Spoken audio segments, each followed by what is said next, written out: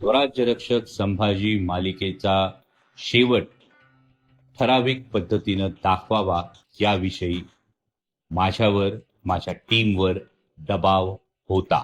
आता मालिकेमध्ये नक्कीच S&Pच्या या मर्यादा होत्या, त्यामुळे रक्त किती दाखवायचं, हिंसाचार किती दाखवायचा, या सगळ्याला काही मर्यादा होत्या. माननीय पवार साहेबांनी कधीही शब्दानंही अमुक प्रसंग दाखवा, अमुक प्रसंग दाखवू नका असं सांगितलेलं नव्हतं. तर महत्वाचा प्रश्न, स्वराज्यरक्षक संभाजी मालिकेचा शेवट हा गुंडाळण्यात आला का? 2. स्वराज्यरक्षक संभाजी मालिकेचा शेवट विशिष्ट पद्धतीने दाखवण्यासाठी कुणाचा दबाव होता का? 3.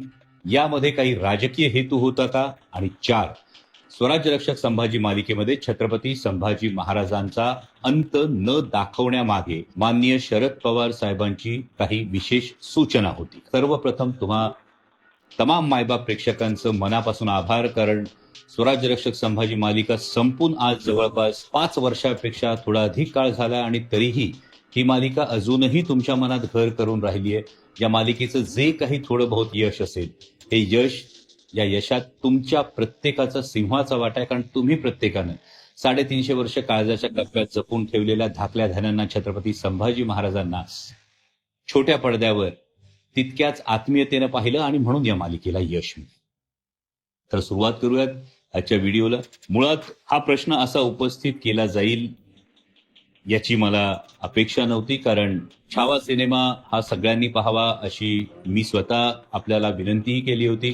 सिनेमा मी अजून पाहू शकलेलो नाहीये, परंतु सिनेमाला उत्तम प्रतिसाद मिळतो आणि ही आनंदाची गोष्ट आहे.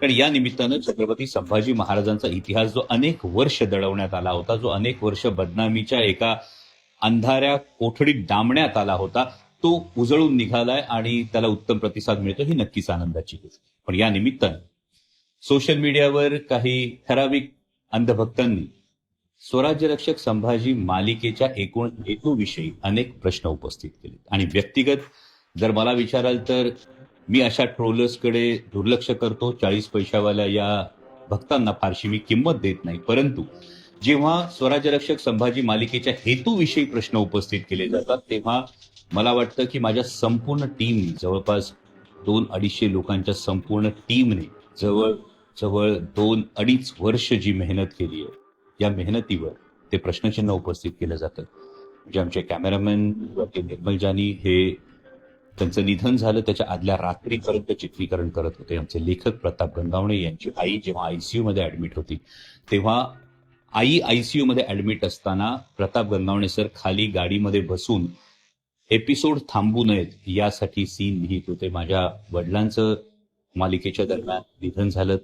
3ऱ्या दिवशी सगळे विधी आटोपून मी पुन्हा चित्रीकरणासाठी रुजू झालो होतो. आणि एक ना अनेक अशी अनेक उदाहरणं आहेत माझ्या संपूर्ण टीम मधली, ज्या प्रत्येकानं आउट ऑफ द वे जाऊन या मालिकेसाठी योगदान दिलं. आणि म्हणून जेव्हा या मालिकेच्या हेतूविषयी प्रश्न विचारण्यात येतो, तेव्हा या प्रश्नांची उत्तरं देणं गरजेचं असतं. कारण जर तुम्ही उत्तरं दिली नाहीत तर काही जणांचा गैरसमज होण्याची शक्यता असते की मग जे काही सोशल मीडियावर वाचण्यात येतं, जे काही टीका करण्यात येते, ही खरी होती का, हा प्रश्न अनेकांच्या मनात निर्माण होतो. आणि विशेषतः ज्यांनी मालिकेवर भरभरून प्रेम केलं, त्यांच्या मनात जर प्रश्न निर्माण होत असेल तर त्यांना हे उत्तर देणं खूप गरजेचं आहे.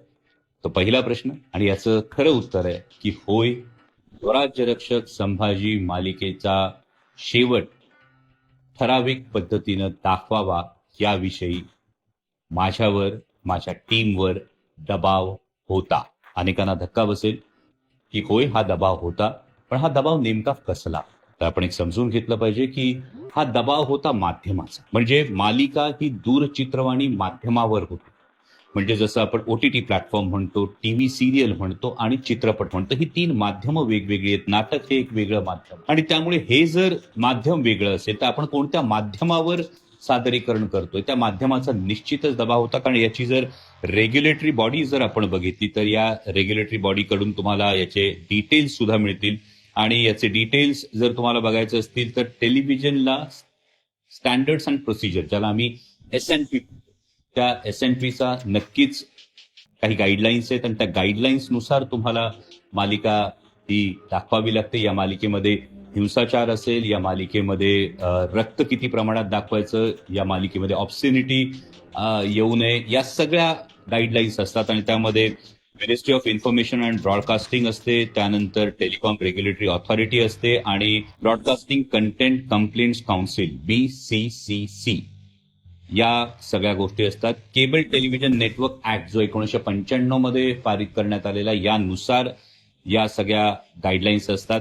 OTT प्लॅटफॉर्मच्या गाईडलाईन्स अजून नवीन येत आहेत, त्यामुळे टेलिव्हिजनवर तुम्हाला जी हिंसा दाखवता येत नाही, तुम्ही OTT प्लॅटफॉर्मवर ती नक्कीच दाखवू शकता. आणि चित्रपटांमध्ये central board of film certification म्हणजे CBFCच्या माध्यमातून हे गाईड केलं जातं आणि सिनेमॅटोग्राफ ऍक्ट जो 1952 आहे त्यानुसार हे केलं जातं.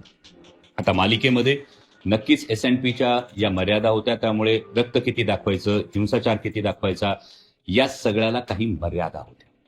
त्यामुळं हा दबाव माध्यमांचा पहिला होता. दुसरा होता तो म्हणजे नैतिक दबाव. मला आठवतं राजा शिवछत्रपती मालिका जेव्हा मी करत होतो तेव्हा एक फार मोठे अधिकारी मला भेटायला आले होते आणि त्यांच्या पत्नीने मला एक प्रसंग सांगितला होता की मिर्झा राजा जयसिंगाच्या छावणीत छत्रपती शिवाजी महाराज जेव्हा मान खाली घालून तहाच्या वेळी उभे राहत होते. तो एपिसोड मला वाटतं राजा शिवछत्रपती मालिकेचा जवळपास एक 3-4 एपिसोड्स हा तहाचा प्रसंग चालला होता. आणि त्या भगिनीने मला सांगितलं होतं की ते 3-4 दिवस तो एपिसोड बघताना ते अधिकारी जेवत नव्हते, जेवलेच नाही, ते इतके अस्वस्थ झाले होते. त्यामुळे हा इम्पॅक्ट तुम्हाला कायम लक्षात ठेवावा लागतो. टेलिव्हिजन करत असताना 2+ मार्केट समजलं जातं, म्हणजे 2 वर्ष वयाच्या वरच्या मुलापासून या सगळ्या गोष्टी पाहिल्या जातात आणि त्यामुळे त्यांच्यावर या सगळ्या दृश्यांचा काय परिणाम होईल याची एक नैतिक जबाबदारी नकळत चॅनेलवर, निर्मात्यांवर ही संपूर्णपणे असते. इतकंच कशाला, स्वराज्य रक्षक संभाजी मालिकेमध्ये जिथे छत्रपती संभाजी महाराज संगमेश्वरच्या लढाईत पकडले गेले, त्यानंतर धाय मोकळून रडणाऱ्या एका लहानग्याचा, सातारा जिल्ह्यातल्या एका लहानग्याचा व्हिडिओ हा तुम्ही सोशल मीडियावर पाहिला असेल. त्यामुळे या सगळ्या चिमुकल्यांच्या मनावर काय परिणाम होणार आहे, या महिला बघणार आहेत, लहान मुलं बघणार आहेत आणि त्यामुळं छत्रपती संभाजी महाराजांवर झालेले अत्याचार हे किती दाखवायचे, हा एक फार महत्वाचा प्रश्न या निमित्तानं उपस्थित होत होता. आणि मला वाटतं ही आमची नैतिकता होती की छत्रपती संभाजी महाराजांवरचे हे अत्याचार हे दाखवू नयेत किंवा हे अत्याचार सिम्बॉलिक पद्धतीने दाखवावेत किंवा ते वर्णनातून इतर ठिकाणी यावेत. म्हणजे तापलेल्या सळ्या घेऊन येताना तुम्हाला नक्कीच मालिकेत हे बघायला मिळालं. जमिनीवर पडणारे रक्ताचे थेंब आपल्याला पाहायला मिळाले. परंतु जेव्हा मालिका ही घराघरात पाहिली जाते, टेलिव्हिजन समोर बसून पाहिली जाते, तेव्हा हे 40 दिवस जे अनन्वित अत्याचार झाले या मालिकेविषयी किंवा या शेवटाविषयी प्रश्न विचारणाऱ्यांना आपल्या आईला, बहिणीला एकदा हा प्रश्न विचारावा की जर हे अत्याचार रोज टेलिव्हिजनवर पाहिले असते तर तुम्हाला आवडलं असतं, तुम्हाला ते पाहावंसं वाटलं असतं. हा फार महत्वाचा प्रश्न आहे. आणि त्यामुळे या मालिकेच्या शेवटाविषयी जे कोणी प्रश्न विचारतात त्यांच्या मानसिकतेविषयी, या विकृत मानसिकतेविषयी खरोखर चीड, संताप आल्याशिवाय राहत नाही की तुम्हाला काय पाहायचं होतं. छत्रपती संभाजी महाराजांवर कसे अनन्वित अत्याचार त्या क्रूर औरंग्याने केले हे तुम्हाला पाहायचं होतं. कशासाठी पाहायचं होतं? हा आनंद मिळणार होता तुम्हाला. चित्रपटामध्ये, नाटकामध्ये हे जे काही जेव्हा दाखवायची वेळ येते तेव्हा ते वेगळा प्रकार असतो, कारण ते तुम्ही ठरवून गेलेला असतात. मला नाटक बघायला जायचंय, मला चित्रपट बघायला जायचंय, त्या एन्व्हायरमेंटमध्ये तेवढ्यापुरतं ते असतं. शंभूराजे नाटक असेल, शिवपुत्र संभाजी महानाट्य असेल, यामध्ये हा शेवटचा जो छत्रपती संभाजी महाराजांच्या बलिदानाचा प्रसंग आहे हा त्या माध्यमाच्या गरजेनुसार हा पूर्ण दाखवला जातो. शिवपुत्र संभाजी, ज्यांना कुणाला आक्षेप असेल की मालिकेमध्ये हा शेवट दाखवला नाही, माझी त्यांना विनंती, आवर्जून शिवपुत्र संभाजी हे महानाट्य पाहायला या. हे महानाट्य पाहिलं तर तुम्ही कधीच छत्रपती संभाजी महाराजांचा इतिहास दाखवण्याच्या हेतूविषयी तुम्ही प्रश्न उपस्थित करणार नाही. एक कलाकार म्हणून, एक शंभूभक्त म्हणून माझी स्वतःची कायम एक भूमिका राहिलेली आहे. म्हणजे तुम्ही सोशल मीडियावर शिवपुत्र संभाजी या महानाट्यातल्या अवघ्या 2 मिनिटांमध्ये बलिदानानंतरच्या प्रसंगाचे कपडे बदलून पूर्ण छत्रपती संभाजी महाराजांचा भरजरी पोशाख करून घोड्यावर एंट्री घेतानाचा व्हिडिओ अनेकांनी पाहिला. याचं नेमकं कारण काय? म्हणजे शंभूराजे नाटकाच्या वेळी सुद्धा तीच भूमिका होती, शिवपुत्र संभाजी महानाट्याच्या वेळी सुद्धा तीच भूमिका आहे. माझी ही भावना आहे की जेव्हा प्रेक्षक शिवपुत्र संभाजी हे महानाट्य अनुभवून जात असतात, तेव्हा जाताना त्यांनी माझ्या धाकल्या धन्यांचा, छत्रपती संभाजी महाराजांचा तोच राजबिंडा अवतार बघावा, तेच राजबिंड रूप मनात साठवावं, त्या स्वराज्याच्या छाव्याचंच रूप त्यांनी मनात ठेवून जावं, ही भावना असते. आणि म्हणून बलिदानाचा प्रसंग हा पूर्ण जवळपास 20-22 मिनिटांचा प्रसंग महानाट्यात झाल्यानंतर अवघ्या 2 मिनिटांमध्ये पूर्ण पुन्हा भरजरी पोशाख करून घोड्यावरून शंभूराजे पुन्हा प्रेक्षागृहात अवतरतात, जेणेकरून येणाऱ्या लहानग्यांना छत्रपती संभाजी महाराजांची जी स्मृती आहे, जी आठवण आहे, ती त्याच राजबिंड्या रूपात राहावी. जर ही मानसिकता असेल, जर ही भावना असेल, तर त्यानंतरही हेतूवर जर कोणी प्रश्न उपस्थित करत असतील तर मला त्यांच्या मानसिकतेची कीव करावीशी वाटते. चौथा महत्वाचा प्रश्न, यामध्ये राजकीय दबाव होता का?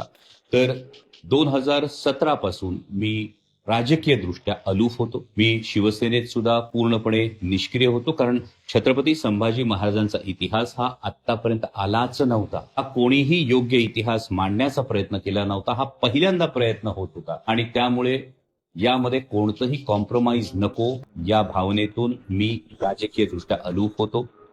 मालिका 2017 मध्ये सुरू झाली, ती 2020 मध्ये संपली, 2019ला मी निवडणूक लढवली.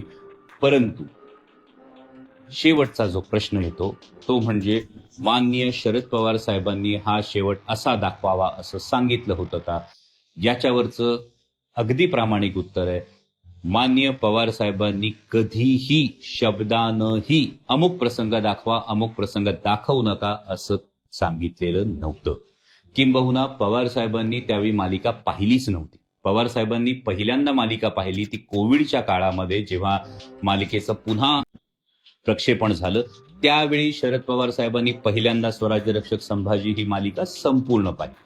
त्यामुळे यामध्ये शरद पवार साहेबांचा हात होता आणि म्हणून कोणाला तरी खुश करण्यासाठी मालिकेचा हा शेवट दाखवणं हा धादांत खोटा प्रचार आहे.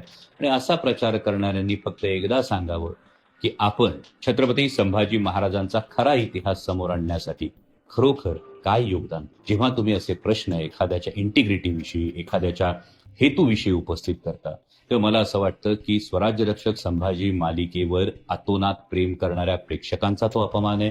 स्वराज्य रक्षक संभाजी मालिकेला सर्वोच्च प्राधान्य देऊन योगदान देणाऱ्या माझ्या प्रत्येक टीम मेंबरचा तो अपमान आहे.